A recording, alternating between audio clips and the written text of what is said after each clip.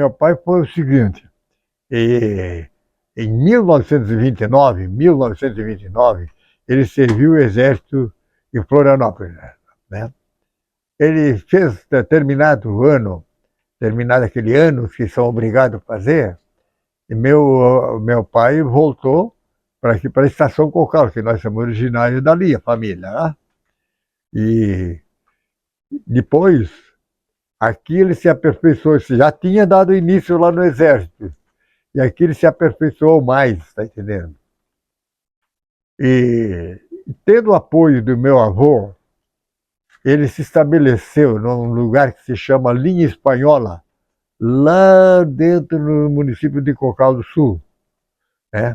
Tinha uma queda d'água lá, meu avô queria botar um engenho de farinha, então botou um engenho de farinha, botou o atafona para moer milho e a ferraria que era sob a responsabilidade do meu pai. Era isso o negócio. Então, meu pai já era ferreiro, já tinha ferreiro, se aperfeiçoou daí. Bom, aí a gente ficou até na década de 50. Por quê? Porque aqui nesse local, aqui antes de chegada da energia elétrica de Capivari, aqui estava previsto, é bom que vocês sabem bem, estava previsto uma usina a ser instalada aqui embaixo no de Vila, aqui embaixo, né? A usina, a água era canalizada logo aqui, dentro do que é nosso, era levado custeando o morro, jogada lá embaixo de Vila. Dava na conta do mentiroso mais 7 metros de queda. Quando ele estava tudo acertado, justamente foi na década de 40 já, né? E aqui, então, durante o governo Vargas, nós conseguimos aqui para o sul de Santa Catarina a termoelétrica de Capivari, né? Com a chegada da termoelétrica, esse sonho de colocar uma usina no bairro de Vila desapareceu. Eu estudava em Porto Alegre, então você se coloca no meu lugar, o filho mais velho. E ele, contando toda a história, em cartinha e mandando para mim, lá em Porto Alegre. Jair, quando tu terminar os estudos, eu fiquei 3 anos lá, quando terminar os estudos, nós vamos aproveitar aquela queda d'água que eu tenho lá no de Vila, que seria essa, né? E aí como ele me custeou toda a minha presença em Porto Alegre, durante os estudos, eu me achei né, que eu diria dar a minha contribuição com ele, né? E aí nós começamos aqui na Estaca Zero, se a gente fosse para justamente comentar como nós encontramos aqui, é uma calamidade, vocês não vão nem acreditar que na década de 50 nós chegamos com o caminhão Marta Rocha.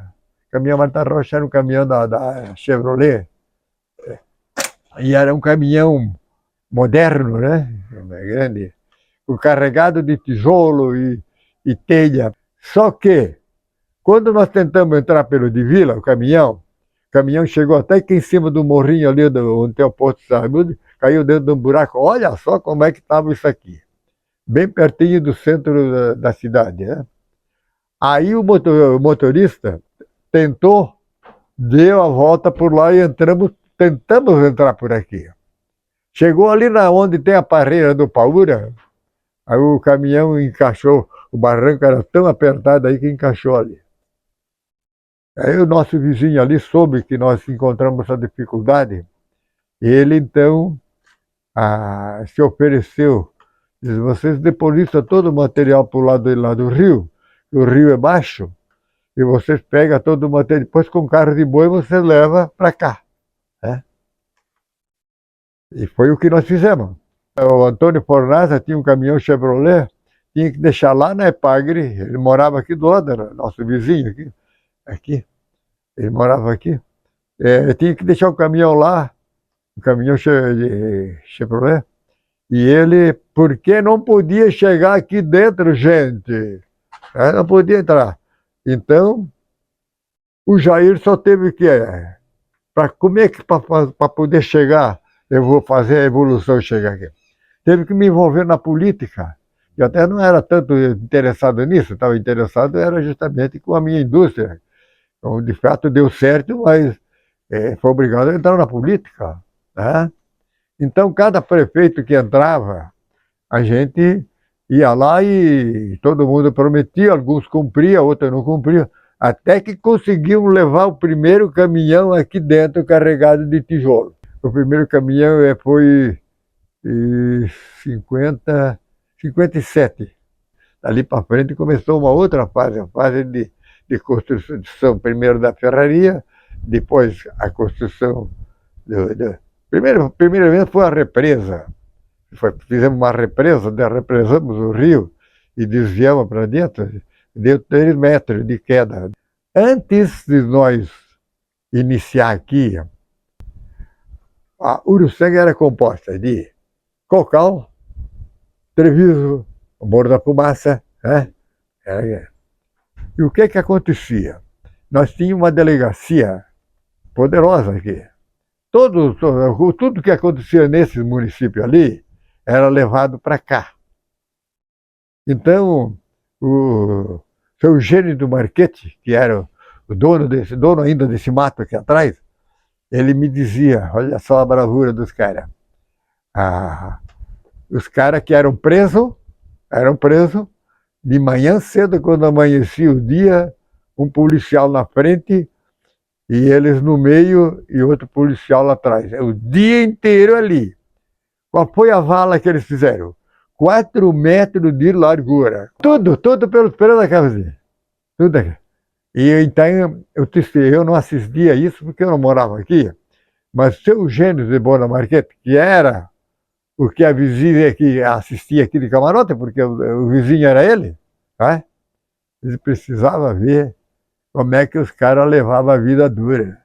O cara que caía aqui em Uruçanga pagava salgado mesmo.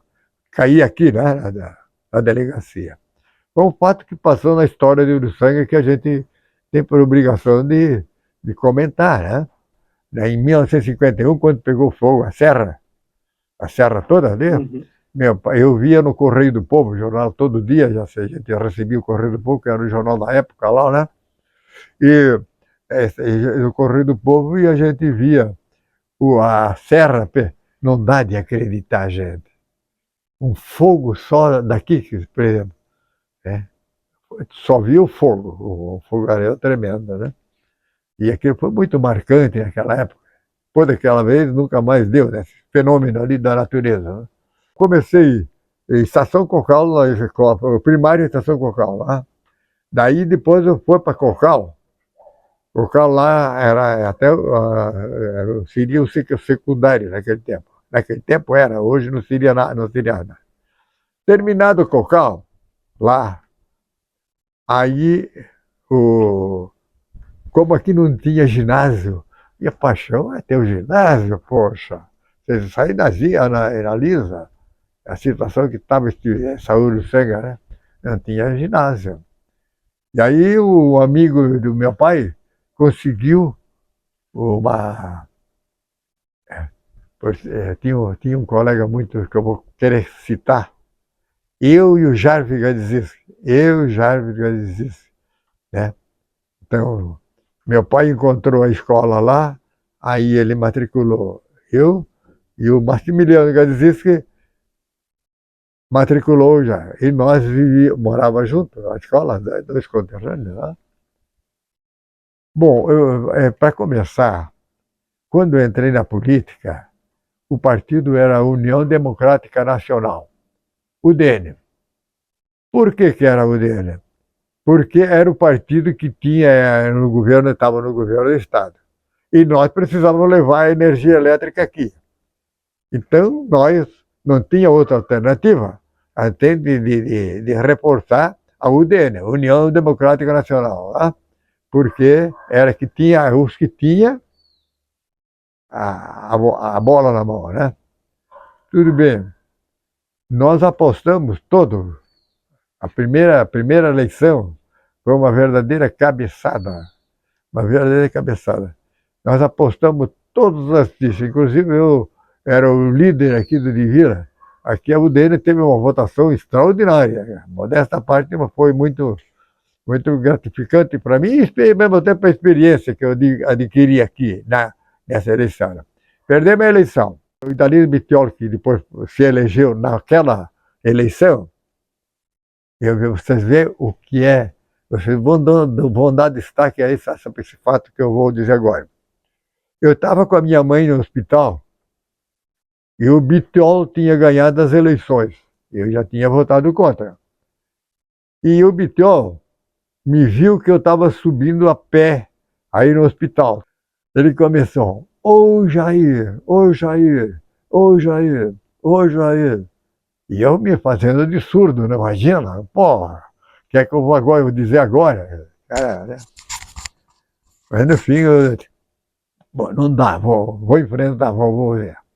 O que é o ser humano que bom, pessoas boas, né? Cheguei lá, cabeça baixa, diz, o que é, Bittioli? Diz ele assim, já começa assim, eu sei que vocês votaram contra mim. Mas eu quero, Jair, que pelo amor de Deus, que tu acredite que nós agora, tudo aquilo que vocês tinham no pensamento, que era a eletrificação, né? Eu quero que tu acredite nisso. Você se coloca no meu lugar, não vão acreditar, certo? Claro. O cara está com o poder, não tinha nem assumido, mas era futuro. E aí ele foi prolongando mais. Aí ele disse, eu vou ser o prefeito, o Lídio de Brida vai ser presidente da Câmara e o Celso Ramos vai ser o governador do estado. Agora nós estamos com tudo para atender o pedido de vocês, mas nós queremos o teu apoio, Jair, o teu apoio. No dia 31 de janeiro, eles assumiram.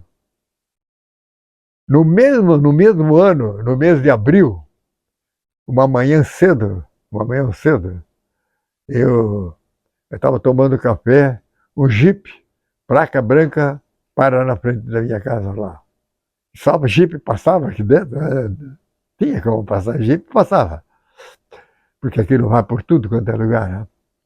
E ali, sai de lá, o jovem, que era neto do Inácio Barzan.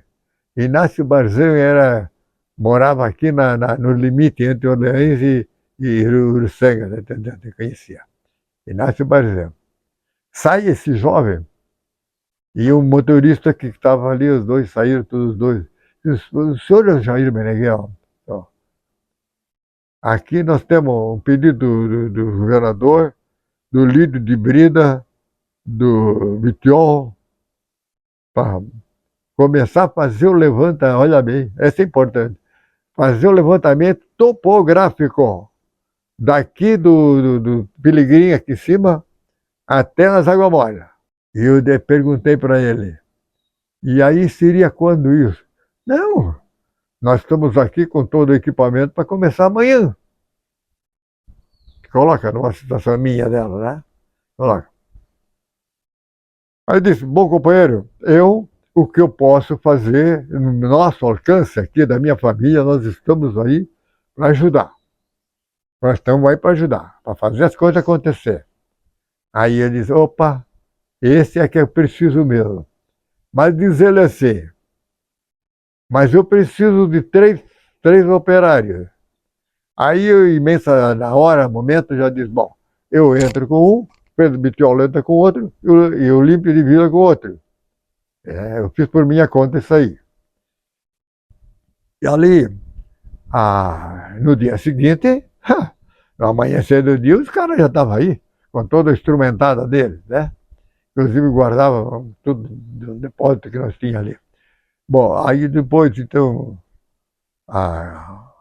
quando foi falar com o Olímpio de Vila, o Olímpio de Vila tinha perdido as eleições, como nós tínhamos perdido. Estava na mesma situação. E eu fui falar com ele e disse, Olímpio, está acontecendo assim, assim. Parece impossível. Mas eu recebi aqui hoje o representante do governador Celso Ramos, do líder da prefeitura, e os homens estão lá para fazer um levantamento topográfico. E nós Eles precisam de 3. Então eu fiz uma proposta. Tu entra com um, eu disse para ele. Eu entro com outro e eu prendo Bitiol com outro. No ano seguinte nós já estávamos, olha só, no ano seguinte nós já estávamos recebendo material elétrico. Aí fundamos uma cooperativa, que é bom dar destaque nisso, fundamos a Cooperativa de Eletrificação Rural de São Pedro Limitada. Essa cooperativa era justamente para ajudar a construir a rede de alta e baixa tensão. Entendeu? Por que que depois, mais tarde, a cooperativa de São Pedro foi incorporada à cooperativa de Cocal? Isso era um ponto de interrogação que nem todo mundo sabia. Mas o que foi? Foi um ato do governador. Como a nossa cooperativa ainda era menor e a Cocal era maior, nós tínhamos que fundir os nossos bens, a cooperativa, tudo, e entrar sócio na cooperativa de Cocal. E ali, através de fechar, porque o governo exigia, né, uma segurança, e a segurança era feita através das cooperativas. Né? E ali depois começamos, né? Começamos a cortar poste e puxar poste. E ali onde é o Parenal do Paura, o eucalipto estava todo assim, o poste, bonito, aquela coisa.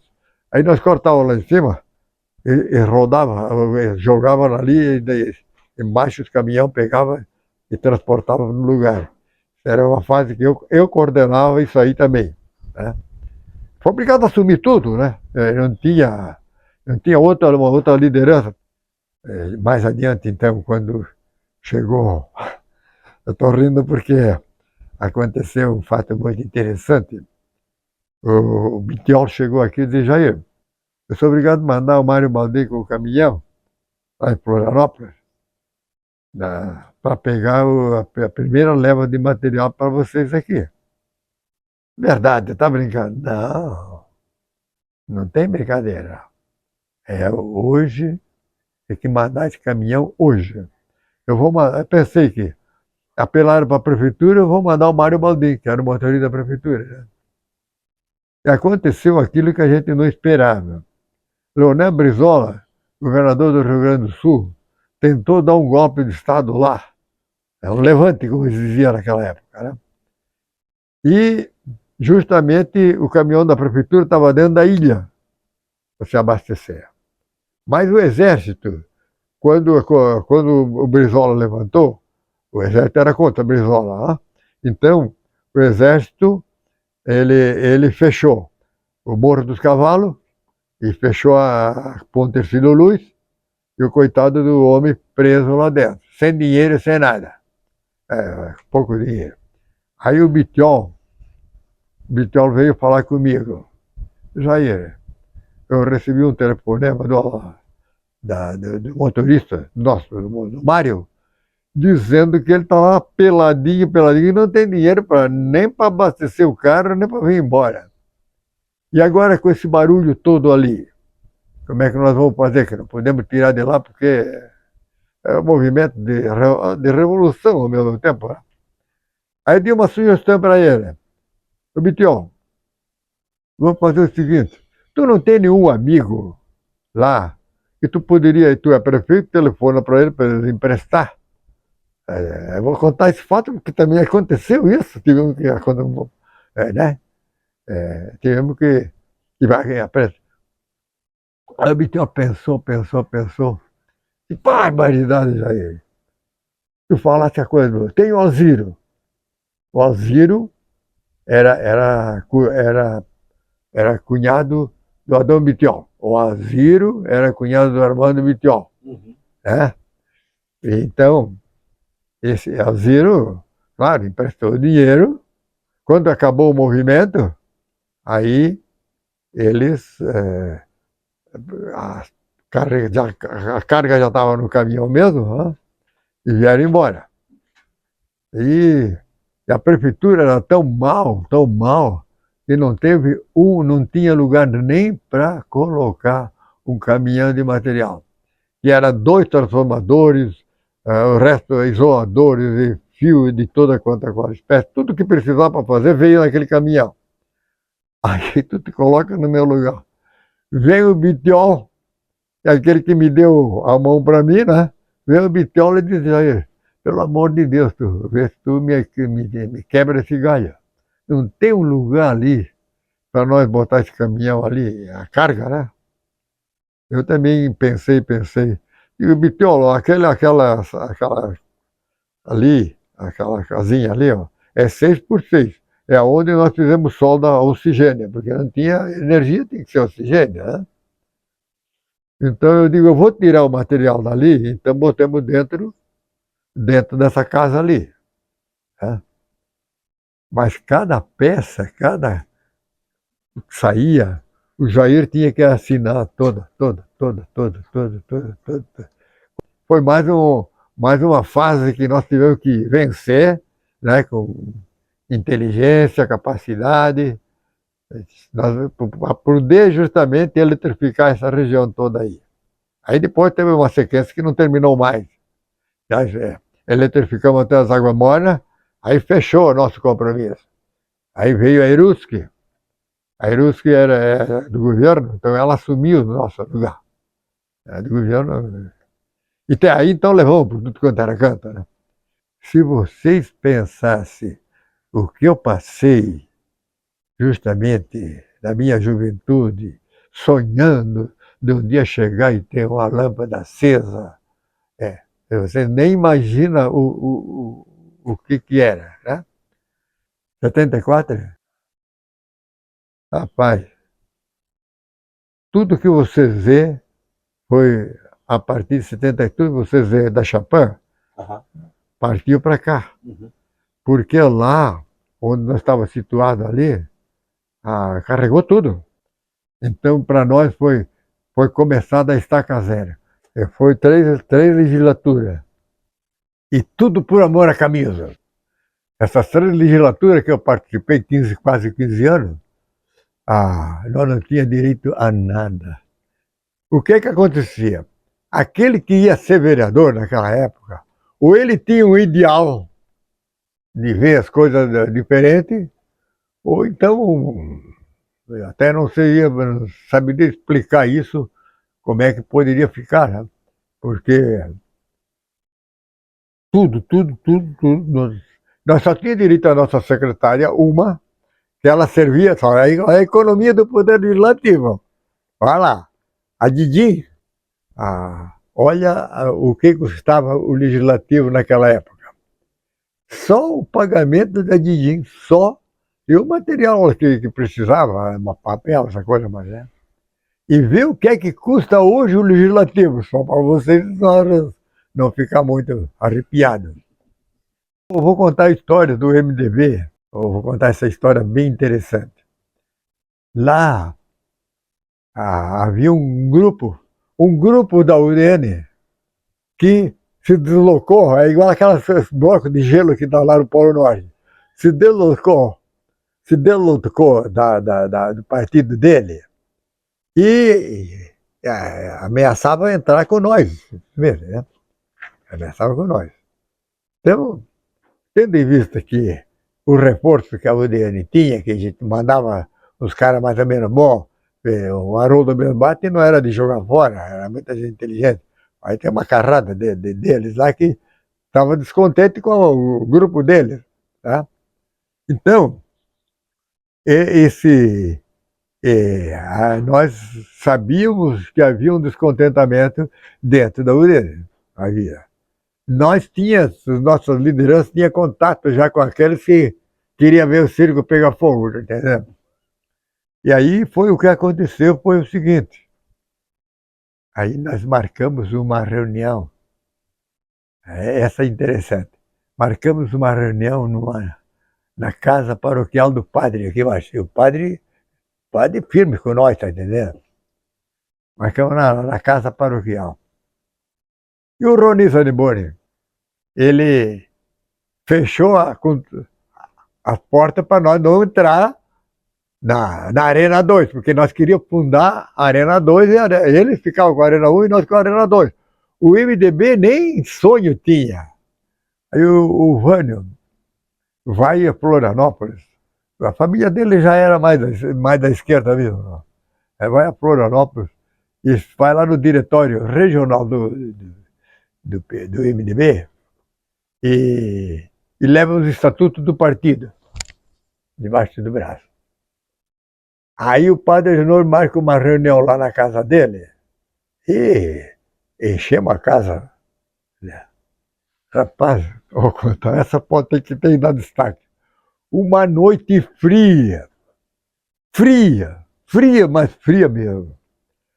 Então, o Roni Zanimone, que estava com a corda toda, ele prometeu para nós, o secretário dele ia mandar o secretário com os estatutos para fazer a Arena 2, né? Quem que diz que ele manda? E nós, eles, olha, até meia-noite eu mando. Até meia-noite. Aí eu estou sentado aqui, o padre Júnior aqui do lado, e está todo mundo ali encostadinho, tremendo de frio, aquela coisa. Bateu às 12 horas, badalada lá. Pessoal, não tem mais nada. E o Vânio Piacentini com os estatutos do partido, ninguém mais do que para fazer uma história com o estatuto do MDB debaixo do braço. Que se desse zebra, a bala era de prata, entendeu? Se desse zebra, né? Aí, quando deu às 12 horas, eu tinha uma caneta Vianzo. Essa caneta eu pagaria uma fortuna para ter ela de volta.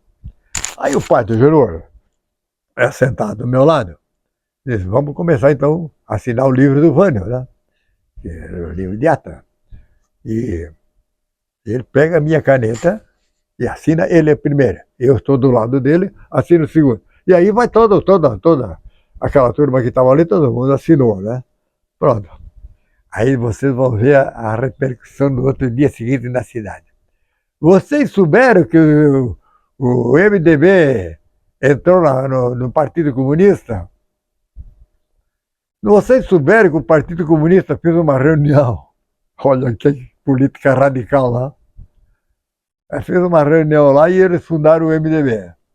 Fundaram o MDB e está acabado, pronto. E aí, então, o padre Nor foi o primeiro, eu sou o segundo do MDB. Segundo. O Vânio deve ter o livro de ata, vai mostrar para vocês. E aí aquela turma assinou tudo. Aí nasceu o MDB, né? Porque Uruçanga era uma região de pessoas conservadoras. A tendência deles não era muito favorável à esquerda, era mais à direita, né? E nós encontramos muita dificuldade também na hora de implantar o MDB. Mas depois chegamos ao poder, logo na primeira eleição com o Lídio de Brida, depois com o Altair Jordani, e foi andando ali. O Vânio, quando nós começamos já a produzir aqui, os nossos eram material agrícola, arado, cultivadores, ceivadeira, aquela coisa toda. E nós abastecíamos o governo do Estado. Por quê? Porque o governo do Estado, naquela região do oeste, nós fabricávamos reversível. E o reversível servia até para lavrar os morros. Né? E o outro era aquele que tinha que andar em roda, e ali cansava os bois, aquela coisa. Então o governo deu um empurrãozinho com aquilo ali. De repente, em 78, né, chega as motos. As motos. E as motos, começou de 70, década de 70, e foi indo. E as motos, os caras diziam assim, poxa, mas vocês têm umas máquinas aqui que vocês poderiam fazer a base. A base não tinha ninguém que tinha. Tinha que comprar nova, mas aí custava cara. O motoqueiro se sentia assim. Aí o que é que nós fizemos? Nós tínhamos prensa grande, aquela prensa que está desativada lá na frente. Então aquela prensa, nós preparamos os moldes tudo certinho, né? Cada prensada daquela saiu uma base de banco. Foi uma verdadeira revolução, tá entendendo? A chapa, cortava a chapa lá e pá, aqui, tá tudo certinho. E aí o mercado começou a exigir a presença, né? Começamos com um médio centro em Lajes. O representante de loja chega para mim e diz assim: Jair, vem cá. Eu estou entregando toda essa mercadoria que vocês me fornecem para lá em nome de Chapa Meneghel. Que tal, que tal se nós registrássemos uma marca? Puta, tem uma, você sabe que ela tem uma saída boa. E eu disse assim, solta uma assim que fecha, vê que se é. Diz ele, nós estamos dizendo assim, diz ele, nós estamos fornecendo como chapas Meneghel. É a chapa de banco, né?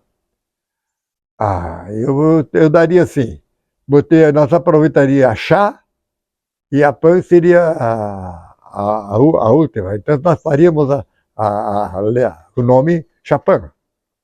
Eu disse, olha, sabe que isso aí soa bem. Aí apertei a mão e digo, tu é um cara formidável. Né? E aí registramos. O agricultor, ele não tinha sindicato. Ele não tinha sindicato. E os mineiros tinham sindicato, tinha férias, tinha aquela coisa, e não tinha. O que é que tocou para mim? Olivo de Lourenço Cancelliere, não sei se conhece, morreu há muito tempo, um professor aposentado. Estevão Giordani e mais um grupo de pessoas, nós começamos a incentivar primeiro o sindicalismo. Porque nós precisava do sindicato, nós precisava convencer o sujeito que por que os outros tinham aposento e aquela coisa toda. Mas tinha um sindicato forte. E nós dizíamos, e o agricultor, onde é que está? Aí eu exerci 3 anos o cargo de tesoureiro do Sindicato dos Trabalhadores. Com muito orgulho digo isso, do Sindicato dos Trabalhadores. Olivo de Lourenço Cancelliere, lá da Pinta de Vida, era o presidente, eu era o secretário. E aí nós formamos esse sindicato e, depois do sindicato feito, aí veio aquele movimento de conquista, aquela coisa toda. Mas são avancinhos, sempre devagarzinho, o governo não ia abrindo as coxas, não. Era com a pressão do sindicalismo, né? Eu era um que participei de diversos encontros sindicais aqui no sul de Santa Catarina, né? Porque eu entendia que se o agricultor tivesse o sindicalismo, a Constituição diz que todo brasileiro é igual perante a lei. Então por que esse aqui que é mineiro tem sindicato, tem isso, tem aquilo, e esse aqui que é agricultor não tem? Que é aquele que faz o alimento, que faz tudo, entendeu como é que é? Era um ponto que eu defendia também a tese, né? E ali fundamos sindicato e começamos a organizar o sindicato nosso aqui dentro. O sindicato, o povo, o calor, colono, né? Vocês sabem que na colonização do nosso município, nós tivemos uma grande participação. Primeiro, dos beloneses. Os beloneses, muito em maior quantidade, na primeira leva, se estabeleceram nos arredores da cidade, beloneses, né? Na primeira leva, veio só dois, que não era de Belu, não, era de Treviso. E justamente chamavam-se Giovanni Batista Meneghel e Giovanni de Costa. Agora vamos ver a humilhação que esses caras fizeram. Quando eles viram que os beloneses, olha bem, os beloneses estavam sendo atendidos, todos eles ao redor da cidade, nada sobrava para eles. Aí o Meneghel chegou para o Costa e disse assim, e nós? Que eles não estão chamando? Joaquim Vieira Ferreira era o engenheiro do Estado que entregava. Aqueles dois lá. Aí diz, conta, né? Contavam que o engenheiro levantou e foi lá e disse para eles, vocês vão para uma comunidade que se chama Uruçanga Baixa. Aí eles perguntaram, mas onde é que fica essa Uruçanga Baixa? Você não precisa se preocupar. Porque vai um funcionário do governo acompanhando vocês, a, acompanhar vocês pela margem esquerda do Rio Uruçanga. Vocês vão chegar no lugar certo onde você receber o terreno de vocês lá embaixo, que era São Pedro, né? Porque não tinha o nome de São Pedro, tinha o nome de Uruçanga Baixa. E então, justamente por causa disso, que eu quis fazer justiça a eles quando eu di o nome da estrada do imigrante Trevisan, quando eu era vereador. A estrada da margem esquerda foi justamente a estrada que aquelas duas famílias passaram de a pé, com a malinha, costeando o Rio do Sangue. Né? Primeiramente, a gente tem que ter sempre coragem, o negativismo sempre deixar de lado. Porque o negativismo é o que mais prejudica um certo ser humano, tá entendendo? Então, isso aí é a primeira etapa. E é justamente aquele que acredita em si, acredita na qualidade dele, acredita que ele pode fazer isso, que não é só os outros que faz, ele faz. Esses são aqueles que evoluem. Agora, aqueles que se acomodam, meu nego, encerrou. Acomoda, não cai do céu nada, vamos dizer só usando isso, né? Não cai do céu.